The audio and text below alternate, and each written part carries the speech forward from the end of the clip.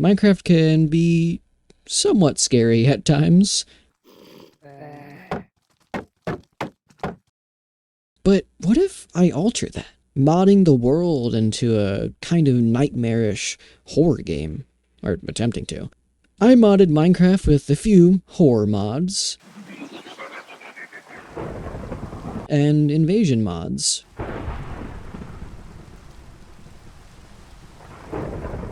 For around 25 days, I will play that modded version of Minecraft to see if I could survive against a force that would more than likely overwhelm me. Day 1 began somewhat normally with me seeing the first of many remnants of a bygone time. I would also spot an outpost and loot it, but also saw something that just, I felt my first ache of worry. But for now, it meant nothing. The rest of the day, I would introduce the local mobs to my sword for food and find a cave as my temporary home. I headed north and found a fortified village and then looted it, finding a good amount of items, almost OP at a point, ending the day off with a sunset. Day 2, I left the village going north, finding a spyglass, which I fell in love with very quickly, and went to a new village. At the village, I was actually able to see a skyline in the distance of a abandoned city, leaving it alone for now and not going to go to it there yet. It was about time I investigated what I had ignored for so long now and went to harvest one of the tripod remains. Loot-wise, it was actually kind of impressive, but it left an ache in me knowing what was more than likely to come. Which, speaking of, later that night it came. The rain ended, and the lightning began. That sound, that horrid sound. Then it kind of just despawned. Yeah, I don't know. Days 3 to 4. I saw a, pretty, lame first impression of a tripod. I also mined a bit and would spot two very interesting foes with more to come again, and again, quite the lame impression of the two first. Anyway, I then returned back to the mine getting more iron. However, the night came, and with it, something I could no longer ignore. I was far enough and was able to see another tripod rise up, and it ravaged the village. I was a good distance away and able to run away to a nearby outpost thinking I was safe until he showed up, making it very unbearable and also somewhat terrifying. I did find somewhere safe for the rest of the night at least. Day 5, I headed back to the village when the sun rose, thinking it was fine until I knew now that I had to leave the village, and the tripod was struck. Anyway, regardless, I planned to take all my stuff to that abandoned city, but the mod was still, yeah, it was there, and then it just despawned. Yeah, I don't know. Springtrap did show up, and I had Iron Golems bully him, which was kind of funny, I guess. It was somewhat calm, and I took all that was needed and explored the abandoned city, finding a villager safe house, which I'll try to remember for later, and then poorly trying to reclaim a skyscraper for higher ground, which was smart at the time.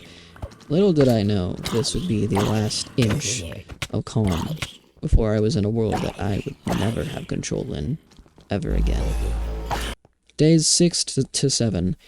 I made sure I was safe outside and then secured the tower, then visited the villager safe house, and for a safe measure, I repaired the first floor of the tower at least, so nothing could get in. It wasn't long until another tripod would show up on the other side of the city.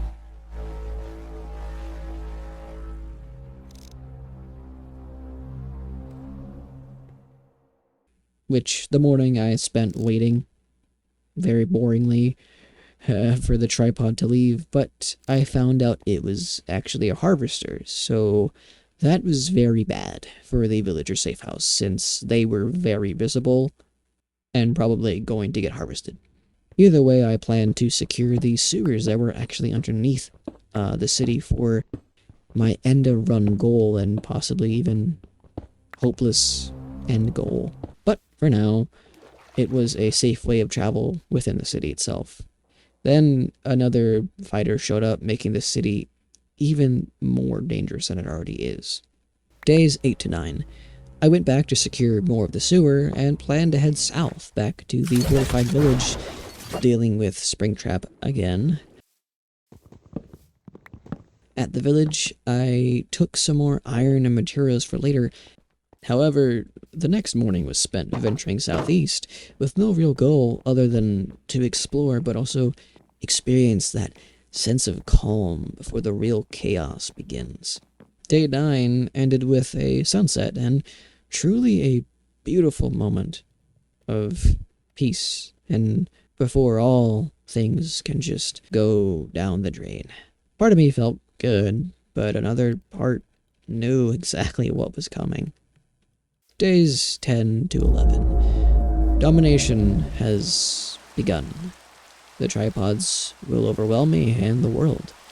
The rain poured, lightning struck, and part of me felt homeless until I found a new abandoned city and a whole new village up north.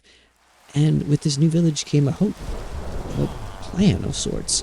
Before I was really able to study it, Springtrap was bothering me again, and I left for another abandoned city.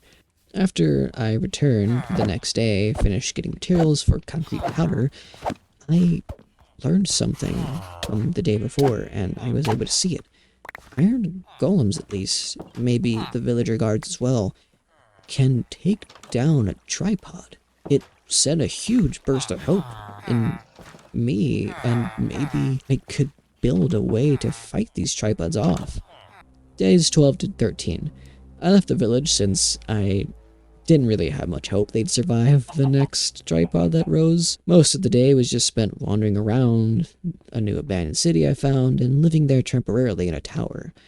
I left that tower and would actually run into a flower field, which was perfect since one of the flowers actually turned into light gray dye, which is something I would need for a thing later on. My return back home to the city, or my tower, was a lot longer than I would have liked it to have been, but I had to avoid the tripods, so it was the only choice. And over the hill, I was able to see the Red Root taking over. Later on, I started to plan out my underground city of sorts, I guess so, or at least planning to move into the sewers for safety, because the above ground is going to progressively get worse. But mainly, I made the workbench for guns.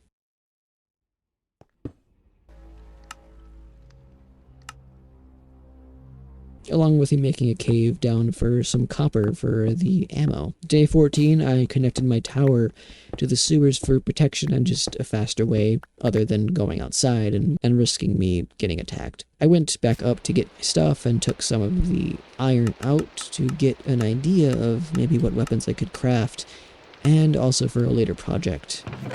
I would then later use the map and created a tunnel to the river north of the city, and already saw the Red Root taking over. And for extra security, I just needed to make sure, at least to prevent the Red Root, I made an iron door, at least at the beginning entrance, and hoped that it would stop it. Day 15, I woke up to quite the interesting sound, and saw in the tunnel that the roots can most definitely destroy doors, so I made an entirely separate section to hopefully prevent the spread of the Red Root.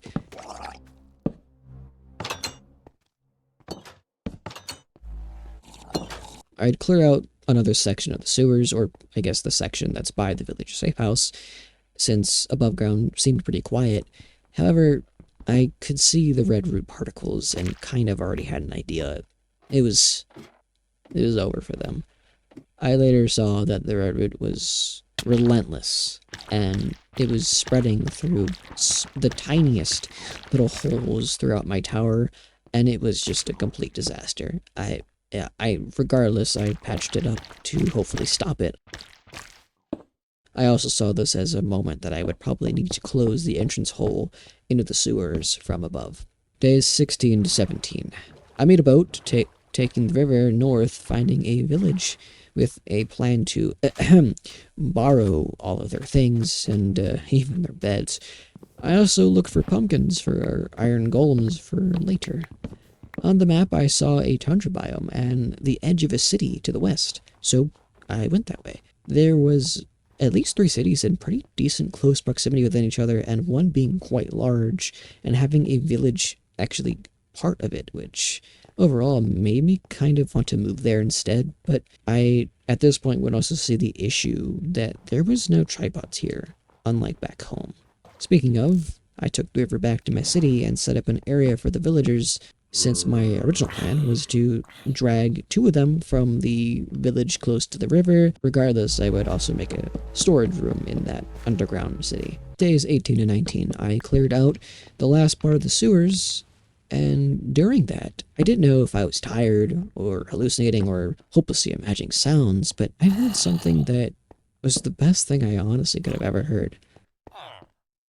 I went up to see where the villagers were so I get a basic idea of where to tunnel. I immediately made them head down into the tunnel to be as far away from the above ground as possibly they could. And I also took their job blocks so they would hopefully follow. The process honestly went pretty impressive. Even some of them started actually drifting towards my little underground city area on their own, which is kind of impressive. I went back to my tower to see it again, a total mess in Redroot, and see how badly and almost relentlessly it spreads from one tiny little gap, which I then cleaned up and would patch any hole in my tower and making sure there was absolutely no way the Redroot could possibly get in. I slept, so I wasn't doing it during the night, and during the cleaning, I heard, regardless, the tower was cleaned. Yeah.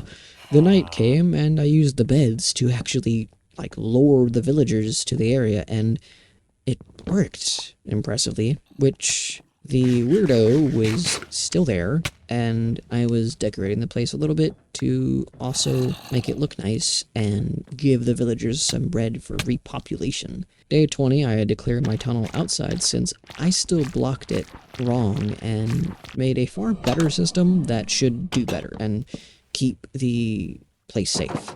I went back to the tower to see it again. I messed up again and could tell that even one tiny little gap, whether or not it's a little hole or it's leaves, it is more than enough for mass spread. So I cleaned it up again and spent the rest of the day patching every single tiny part of the tower so it was impossible for Redroot to get in. Then I head back and found a sapling, and I found a pretty decent place to place it. And during that, I heard my first Hoover pod.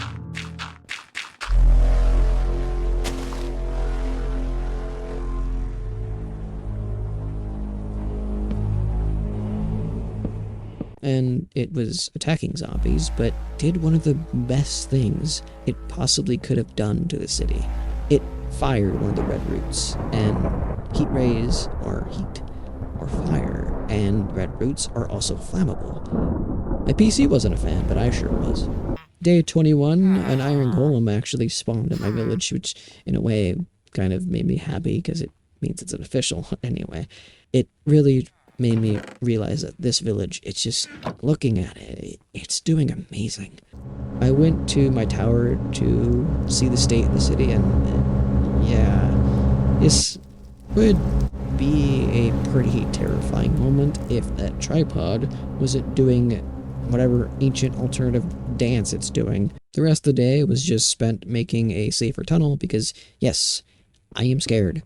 Shush. I did see whatever that was as well during the night time. Maybe I should blur that. I don't ended the night off securing the second tunnel and hearing that beautiful sound of doom.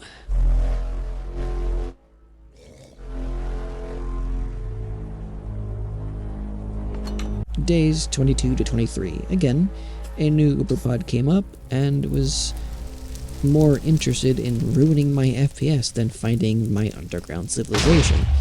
Either way, I went back to the village that was north of the river for more items to steal from my basement dwellers. I took more things in the village that would be more benefit for mine. Not like this village is really gonna last long anyway. Or so I thought. When night came and a tripod rose, it was really quickly just taken down.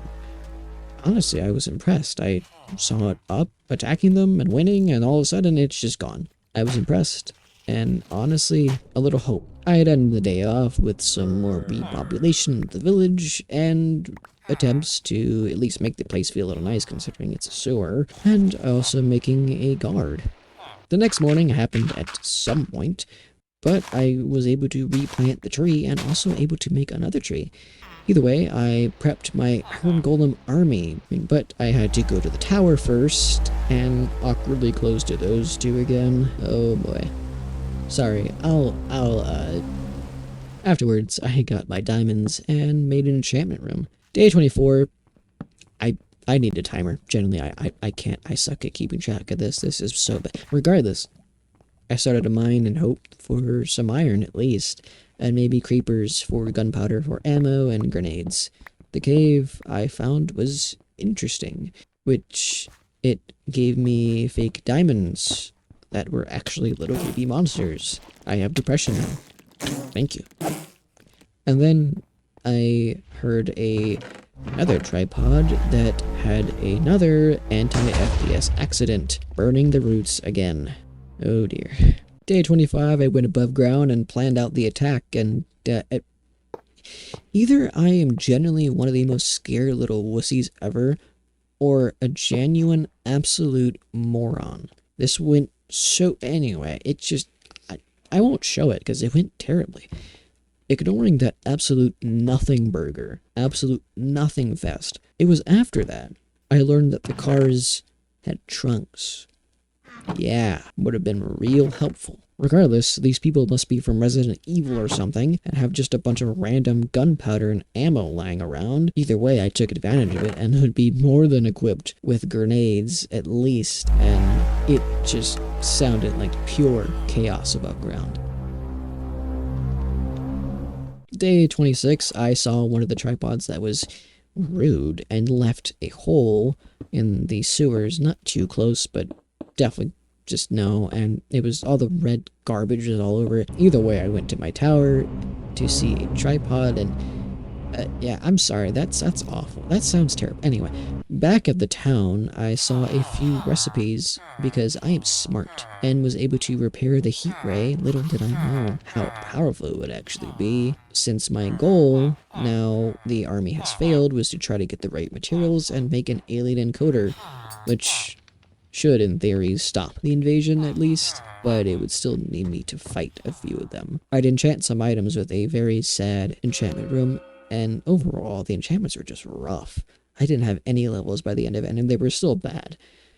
Overall, my hope was just drastically falling low, and the Plague Doctor was also being creepy again, doing whatever he's doing, but was very fitting for what came next. I didn't have much, but I did still have some form of hope. At least until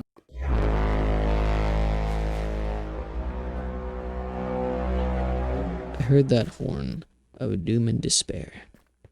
At my state, I struggled to handle some of the SCPs. I could never deal with an Emperor pod. I was at a loss. Days 27 to 28. I, at this point, didn't really know if fighting the tripods was something I could achieve, even within 10 more days, or if it was even a remote option. But I knew something I could do at the moment, and I made an alien scanner, which at this stage would be a lot more helpful than hopelessly running around at tripods and hoping they don't attack me. I went back to my tower to get a rough idea of how many tripods there were and where the Emperor pod was, and he was pretty easy to spot. But what was also easy to spot was a lone tripod fighter that will matter later on. There was a tripod right in front of the mountain, the one that was alone that I just spoke of, and in theory, I could get on top of that mountain and use the heat ray and take it down.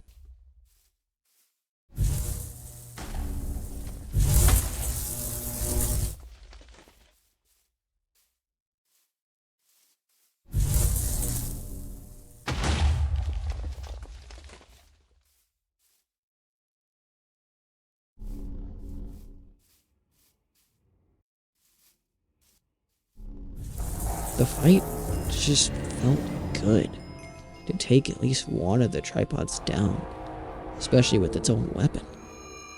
If I ignored what lied beyond literally the skyline, it felt almost like a real win. Like I actually achieved something and didn't just lose in the end after all of this prepping and hope. Regardless, a fire started which would clean up the red roots, and I had to accept that at this time I wasn't strong enough, I wasn't prepped enough, I wasn't ready. All I could do was take down one tripod. Maybe that means more than taking down the entire army. In reality, I did more than just take down one tripod. I saved an entire civilization, and in time, we could get stronger and fight another tribe and another. We could keep fighting and be able to fight more tripods, one after another, after another, and maybe we'll truly be able to reclaim the land again. Honestly, I debated if I should add my usual outro that are in my videos, but there's just so much to talk about with this run, with all the issues and failures. Honestly, it would make a great live stream. If you're still here, you know, I mean, it ended off pretty good on a decent note, I think. Maybe not, maybe you guys think it sucked, but, the run made me genuinely have fear, and I couldn't ignore that. It was pretty prevalent throughout most of the run. This is probably going to be one of those runs that I look back on and just think, I could stream hours on end just yapping about it, or just playing it. And whether or not I talk about how the tripods are instance-based, and that kind of sucks in a way because I could just run forever, and they are never really an issue because I can just keep running and it's weird, or how I installed 6 SCP mods and I only got one that actually showed up pretty often. The others didn't ever show up really, and I had an entire underground expansion that we never got to see. This run, it had my heart drop at times, and others it kind of had me laugh at the jankiness that some of the mods had. But there's no doubt I felt fear, and the longer the invasions went, the dangers from the SCP, the more worry I had for me and my villagers and preserving that civilization. Yet, making that underground civilization, finding that villager safe house that wasn't touched, it helped me not feel alone. It gave me hope that maybe society can prevail. Because the truth is, Minecraft isn't a horror game. It's whatever I make it. It's whatever you make it. And this time, I want hope. Oh, what's this? Mr. Peanut contacted me? He said to tell them, you should subscribe. Who knows? It, might be worth it.